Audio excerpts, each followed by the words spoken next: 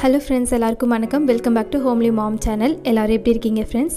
இன்றைக்கி நம்ம போன வாரம் ஃபுல்லாக எடுத்த சின்ன சின்ன கிளிப்ஸாக எடுத்த வீடியோஸ் எல்லாம் மெர்ஜ் பண்ணி உங்களுக்கு ஒரு vlog-ஆக போட்டிருக்கேன். ஸோ அதுதான் இப்போ நம்ம பார்க்க போகிறோம். நிறைய பேருக்கு இந்த vlog பிடிக்கும்னு நம்புகிறேன். முக்கியமாக இதில் டின்னர் ரெசிபி காமிச்சிருக்கேன். அப்புறம் ஈவினிங் ஸ்நாக் இருக்கும். அப்படியே சின்ன சின்ன வேலையோடு சேர்ந்த மாதிரி இந்த vlog இருக்கும். ஆனால் ஒரு நாள் ஃபுல்லாக எடுத்த வீடியோ கிடையாது. 1 வீக் ஃபுல்லாக எடுத்த வீடியோஸை ஒன்றாக்கி நான் உங்களுக்கு ஒரு vlog-ஆக போட்டிருக்கேன். பார்த்து என்ஜாய் பண்ணுங்கள்.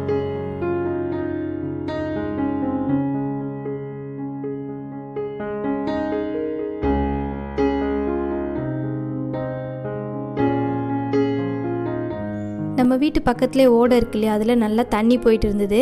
இப்போ இந்த வாரம் பார்த்திங்கன்னா தண்ணி கம்மியாயிடுச்சு. இது போன வாரம் எடுத்த வீடியோன்றதுனால அந்த டைமில் நல்லா தண்ணி இருந்துச்சு. அஷத்தப்பா நைட் ஷிஃப்ட் ஒர்க் பண்ணுறதுனால காலையில் 6 மணிக்கு தான் அவர் ஒர்க்கை முடிப்பாங்க.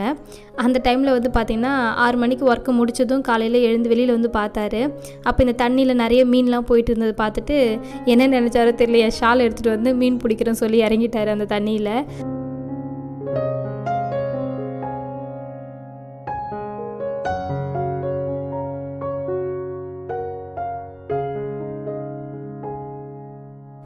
இந்த கிளிப்ஸில் நீங்கள் பார்க்கும்போது உங்களுக்கு தெரியும், அந்த குட்டி குட்டி மீனெல்லாம் பார்த்தீங்கன்னா அந்த டைல்ஸ் இருக்கிற பக்கமாக பாருங்கள், நல்லா அந்த மீன் போகிறது உங்களுக்கே தெரியும். ஸோ அதை பார்த்ததுனால தான் அவர் ஆர்வத்தில் இறங்கி மீன் பிடிக்கிறேன்னு இறக்கிட்டார். ஆனால் ஒன்றுமே பிடிக்கல, சும்மா போயிட்டு ஏமாந்து வந்தது தான் மிச்சம். பாவம், ஒன்றுமே பிடிக்காமல் போயிட்டார். அதை அஷத்துக்கு காமிக்கலாம் அப்படின்னு நினச்சி அவர் பிடிக்கலான்னு போனார். பட் ஒன்றுமே பிடிக்க முடியல.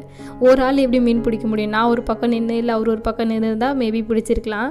பட் ஒரே ஆளே பிடிக்கிறதுனால அவருக்கு தெரியல போல இருக்குது. சரி, அப்புறம் வந்துட்டார் மீன் பிடிக்காமலே. ஸோ அப்புறம் காலையில் பார்த்திங்கன்னா அப்படியே கொஞ்சம் கொஞ்சமாக கிச்சன் வேலை போயிட்டு இருந்தது.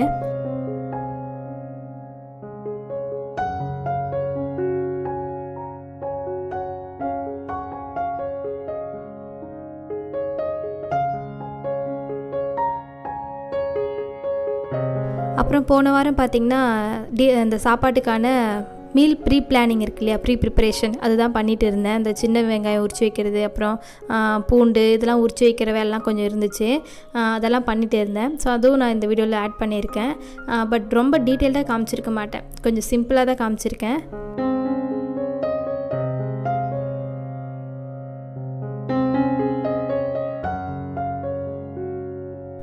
போன வாரம் பார்த்திங்கன்னா மளிகை ஜாமான்லாம் வாங்கிட்டு வந்தார் அஷத்தப்பா. ஸோ அதெல்லாம் நான் ஃபில் பண்ணி வச்சுருந்தேன். அதுலேருந்து ஒரு சில கிளிப்ஸ் எல்லாம் கூட ஆட் பண்ணியிருக்கேன். இந்த உப்புலாம் பார்த்திங்கன்னா இந்த ஜாடியை நல்லா வாஷ் பண்ணிவிட்டு நல்லா வெயிலில் காய வச்சு எடுத்து வச்சுருந்தேன். அதில் கல் உப்பை சேர்த்து நம்ம ஃபில் பண்ணி வச்சுக்கலாம். எப்பயுமே நான் ஆல்ரெடி ஒரு vlogலே சொல்லியிருப்பேன், உப்பு, மஞ்சத்தூள், கடுகு, இது 3 குறையாமல் நம்ம கிச்சனில் இருந்துக்கிட்டே இருக்கணும். பாதி குறைஞ்சாலும் அதை நம்ம ஃபில் பண்ணி வைக்கிற மாதிரி பார்த்துக்கோங்க. ஸோ அது ரொம்ப நல்லது. நமக்கு இந்த மணி கஷ்டம், அந்த காசு கஷ்டம்லாம் வராமல் இருக்கிறதுக்கு அது ஒரு வழியாக இருக்குன்னு சொல்லுவாங்க. ஸோ அந்த மாதிரி நீங்கள் ஏதாவது ஃபில் பண்ணாமல் வச்சுருந்தீங்கன்னா ஃபில் பண்ணி வச்சுக்கோங்க. அதே மாதிரி அஞ்சரை பொட்டியும் நீங்கள் ஃபில் பண்ணி வச்சுக்கோங்க. ஃபில்லாக இருக்கணும், எம்டியாக வச்சுருக்காதீங்க.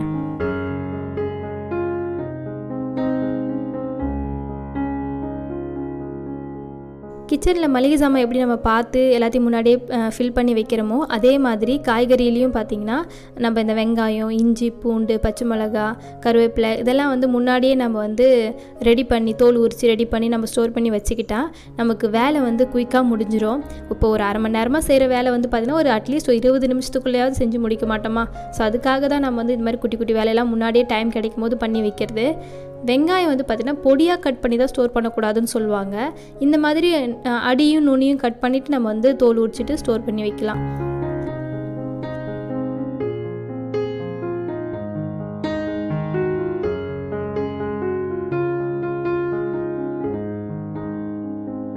இது பார்த்திங்கன்னா நம்ம தோட்டத்திலே இருக்கிற பச்சை மிளகா செடி இருக்கு இல்லையா, அதுலேருந்து பறித்து எடுத்துகிட்டு வந்தது தான். ஸோ கொஞ்சம் மட்டும் இப்போதைக்கு தேவையான இந்த ஒரு வாரம், எப்படி இது ஒரு 2 வாரத்துக்கு வரும். ஸோ அதுக்கு மட்டும் தேவையான அளவுக்கு பறித்து எடுத்துகிட்டு வந்திருக்கேன். இதையும் நம்ம இந்த மாதிரி ஒரு பாக்ஸில் போட்டு ஸ்டோர் பண்ணி வச்சுக்கலாம். டிஷ்யூ பேப்பர் போட்டு வைக்கிறதுனால அந்த மிளகாவிலேருந்து ஏதாவது ஈரப்பதம் ஃப்ரிட்ஜிலேருந்து வந்தால் கூட அது நல்லா அப்சர்வ் பண்ணிக்கும். ஸோ சீக்கிரமாக அழுகி போகாது.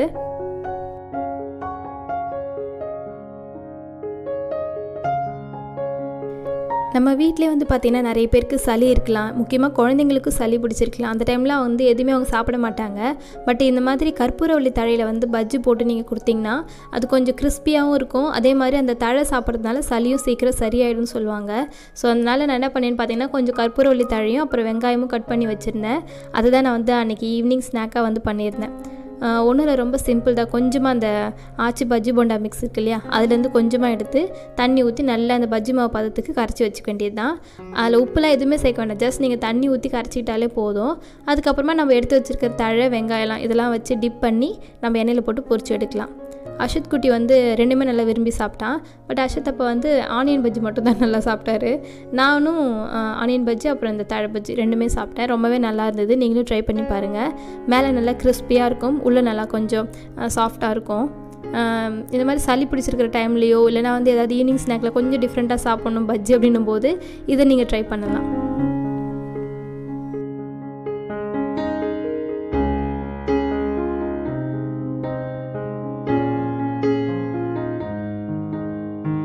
அவ்வளோதான், நமக்கு வந்து பஜ்ஜி ரெடி ஆகிடுச்சு. இன்னொரு பக்கம் டீ அப்புறம் தம்பிக்கு பால்லாம் போட்டு கொடுக்கறதுக்காக இன்னொரு அடுப்பில் வந்து பால் காய்ச்சிட்டு இருக்கேன். ஸோ இதை வந்து அஷத் குட்டிக்கும் அஷத் அப்பாவுக்கும் கொஞ்சம் ஷேர் பண்ணி கொடுத்துட்டு வந்துட்டேன். ஸோ அவங்க அழகாக உட்காந்து சாப்பிட்டுட்டு இருந்தாங்க. அஷத் அப்பா வந்து ஒர்க் பண்ணிட்டு இருந்ததுனால ஈவினிங் டைமில் கொஞ்சம் ஸ்நாக்ஸ் சாப்பிட்டா கொஞ்சம் பெட்டராக ஃபீல் பண்ணுவாங்க இல்லையா, அதனால் அவங்களுக்கும் சேர்த்து கொஞ்சம் ஆனியன் வந்து எக்ஸ்ட்ராவே செஞ்சு தான் வச்சுருந்தேன் ஆனியன் பஜ்ஜி. அஷத் குட்டிக்கு இந்த தழை பஜ்ஜி நல்லா விரும்பி சாப்பிட்டான். நல்லா சூப்பராக வந்து பஜ்ஜி பார்த்திங்கன்னா உப்பி நல்லா வந்திருக்கு பாருங்கள். கலரும் அழகாக இருக்குது, சாப்பிட்றதுக்கும் நல்லா டேஸ்ட்டாக தான் இருந்துச்சு.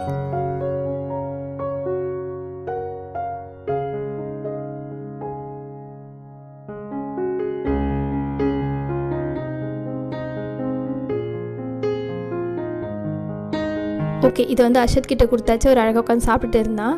அதுக்கப்புறம் பார்த்திங்கன்னா அவன் சாப்பிட்ற கேப்பில் நான் டின்னர் ப்ரிப்பேர் பண்ண ஆரம்பிச்சிட்டேன். டின்னருக்கு வந்து பார்த்திங்கன்னா சப்பாத்தியும் எல்லா வெஜிடபிள்ஸும் போட்டு சேர்த்து வச்ச குருமாவை தான் பண்ண போகிறேன். பண்ணிட்டேன், ஸோ அதான் உங்களோட ஷேர் பண்ண போகிறேன். இது ஏன் நான் வந்து பார்த்திங்கன்னா ஆல்ரெடி இந்த குருமா ரெசிபி போட்டிருக்கேன். இருந்தாலும் ஒரு கமெண்ட்டில் வந்து பார்த்திங்கன்னா ஒரு சிஸ்டர் கேட்டிருந்தாங்க, இந்த மாதிரி இந்த ரெசிபி வந்து எனக்கு கிடைக்கவே மாட்டேங்குதுக்கா, அது வந்து நான் தேடி பார்த்துட்டேன் கிடைக்கல அப்படின்னு சொன்னாங்க. அது ஏன் கிடைக்கல எனக்கு தெரியல. நான் ஆல்ரெடி வந்து ஆனால் நம்மளோட சேனல் பிளேலிஸ்ட்டில் வந்து பார்த்திங்கன்னா ரெசிபின்னு ஒரு பிளேலிஸ்ட் க்ரியேட் பண்ணி வச்சுருக்கேன். அதில் எல்லா ரெசிபியுமே நான் ஃபுல்லாக ரெடி பண்ணி வச்சுருக்க ரெசிபி எல்லாத்தையுமே நான் வந்து அந்த பிளேலிஸ்ட்டில் போட்டு வச்சுருக்கேன். மேபி தேவைப்படுறவங்க அந்த ரெசிபி பிளேலிஸ்ட்டில் செக் பண்ணி பாருங்கள். ஸோ இனிமேல் நான் வந்து பார்த்திங்கன்னா ஷார்ட்ஸாக எல்லா ரெசிபீஸையும் நான் வந்து ஷார்ட்ஸாக போடுறதுக்கு ட்ரை பண்ணுறேன். ஸோ இப்போ வந்து பார்த்திங்கன்னா சப்பாத்தி ஒரு பக்கம் ரெடி பண்ணிகிட்டு இருந்தேன், இன்னொரு மாவு பிசைஞ்சு வச்சாச்சு. இப்போ வந்து தேங்காய் பேஸ்ட் வந்து அரைச்சி வச்சுக்கலாம். இதில் தேங்காய், பொட்டுக்கடலை, கசகசா, 2 முந்திரி இது போட்டு முதல்ல அரைச்சி வச்சாச்சு. அடுத்தது நம்ம வந்து இந்த குருமா ரெடி பண்ணிடலாம். நான் வந்து சின்ன குக்கர் எடுத்திருக்கேன். அதில் வந்து பிரிஞ்சி இலை, பட்டை, கிராம்பு, ஏலக்காய் இதெல்லாம் போட்டுட்டு கொஞ்சமாக சோம்பு போட்டு பொரிய விட்டுருக்கேன். இது நல்லா பொரிஞ்சதுக்கப்புறமா ஒரு கொத்து கருவேப்பிலை சேர்த்துக்கலாம்.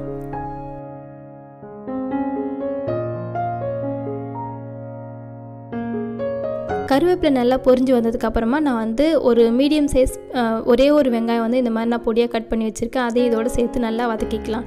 கோல்டன் கலர் ஆகணும்லாம் அவசியம் இல்லை, ஜஸ்ட் அந்த கண்ணாடி பதம் வரும் இல்லையா, அந்த அளவுக்கு ஆனாலே போதும்.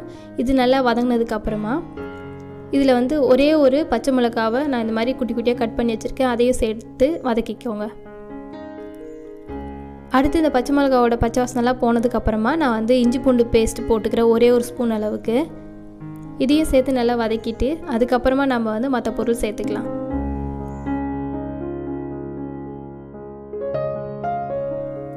இப்போ அடுத்து பார்த்திங்கன்னா நான் ஒரே ஒரு குட்டி தக்காளி வந்து கட் பண்ணி வச்சுருக்கேன், அதையும் இதோட சேர்த்துக்கிறேன்.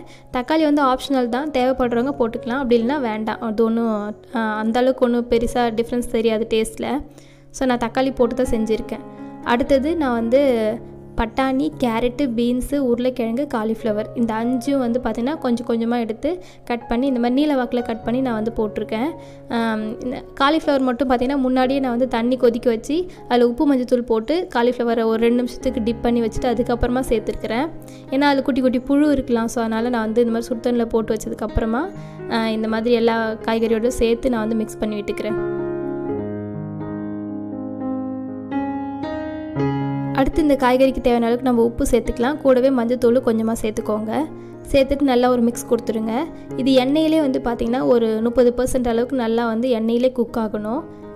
அதுக்கப்புறமா இதில் வந்து நம்ம கொஞ்சம் பொடிலாம் சேர்க்க போகிறேன். ரொம்ப பொடிலாம் கிடையாது, நம்ம வீட்டில் அரைச்சி குழம்பு மிளகாய் தூள் இருக்கு இல்லையா, அதுதான் நான் வந்து ஒரு 2 ஸ்பூன் அளவுக்கு நான் சேர்த்துருந்தேன்.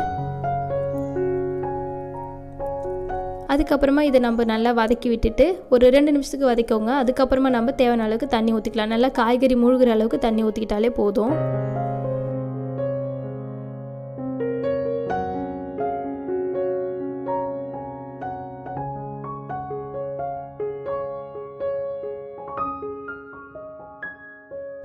அவ்வளோதான். இப்போ இது ஒரு மூடி போட்டு நல்லா இது வந்து காய்கறி வேகிற அளவுக்கு நம்ம வந்து டைம் கொடுத்துடலாம். அந்த கேப்பில் கொஞ்சம் கொஞ்சமாக நான் வந்து சப்பாத்திலாம் வந்து நல்லா இது மாதிரி திரட்டி வச்சுக்கிறேன். நான் ஒன்று ஒன்றா திரட்டி நான் வந்து தட்டில் வச்சு அடுக்கி வச்சுப்பேன். அதுக்கப்புறமா சாப்பிட்ற டைமில் சுட்டு கொடுக்கும்போது கொஞ்சம் சூடாக சாப்பிட்ற மாதிரி ஃபீல் இருக்கும். முன்னாடியே சுட்டு வச்சுட்டா ரொம்ப ஒரு மாதிரி ஆறி போயிட்டு வளவலன்னு ரொம்ப இருக்கிற மாதிரி இருக்கும். அதனால் சூடாக சாப்பிடும்போது தான் நல்லாயிருக்குன்றதுனால திரட்டி மட்டும் வச்சுருக்கேன். அப்புறமா அஷத்தப்பா அவங்கள சாப்பிடும்போது சுட்டு கொடுக்கலான்னு முன்னாடியே நான் வந்து இந்த காய்கறி வேகிற டைமில் ரெடி பண்ணி வச்சுக்கிறேன்.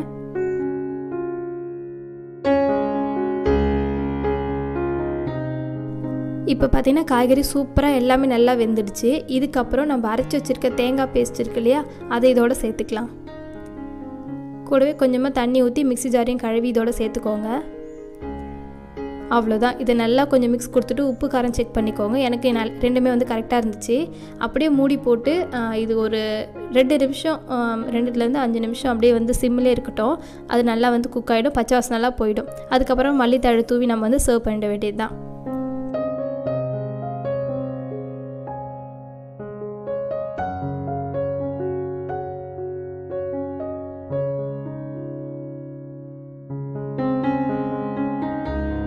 இப்போ ஒரு பக்கம் நமக்கு வந்து குருமா ரெடி ஆகிடுச்சு, ஆல்மோஸ்ட் அது ரெடி ஆகிடுச்சு. அடுத்தது வந்து பார்த்திங்கன்னா 1 பை 1 நம்ம சப்பாத்தி போட்டு ஹாட் பாக்ஸில் வச்சுக்கிட்டோம்னாக்கா நான் அழகாக சூடாக சாப்பிடலாம். ஸோ நம்மளுடைய டின்னரும் ரெடி ஆகிடுச்சு. இதுக்கப்புறம் உட்காந்து சாப்பிட்டுட்டு அழகாக தூங்குகிற வேலை மட்டும்தான் இருக்குது.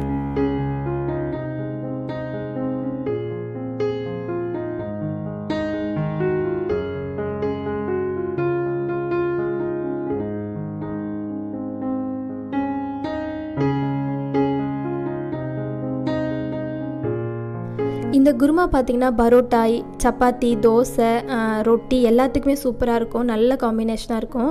கண்டிப்பாக இதை நீங்கள் ட்ரை பண்ணி பாருங்கள். அவ்வளோ சூப்பராக டேஸ்ட்டாக இருக்கும். ஸோ இதோட நான் இந்த விலாகை முடிச்சுக்கிறேன். உங்களுக்கு இந்த விலாக் பிடிச்சிருந்தால் மறந்துடாமல் ஒரு லைக் பண்ணுங்கள். நம்மளோட சேனலை புதுசாக பார்க்குறீங்க அப்படின்னா ப்ளீஸ் மறந்துடாமல் சப்ஸ்கிரைப் பண்ணிவிடுங்க. ஓகே ஃப்ரெண்ட்ஸ், அடுத்த வீடியோவில் பார்க்கலாம். பாய்.